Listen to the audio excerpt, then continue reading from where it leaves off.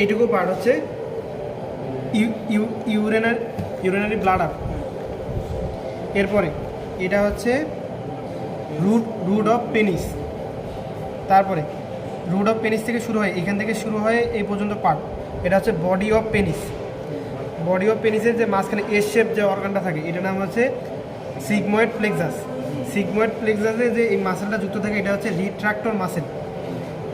এবং বডির শেষের দিকে এখানে যেটা থাকে এটা হচ্ছে প্রিভিউস।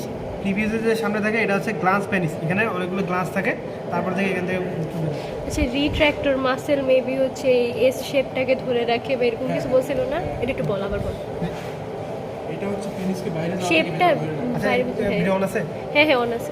রিট্রাক্টর যে মাসেলটা আছে না, রিট্রাক্টর মাসেল হচ্ছে root of ureter, root of penis থেকে সিগময়েড প্লেক্সাসকে যুক্ত করে রাখে। পেনিস বাইরে গেলে পেনিস ভেতরে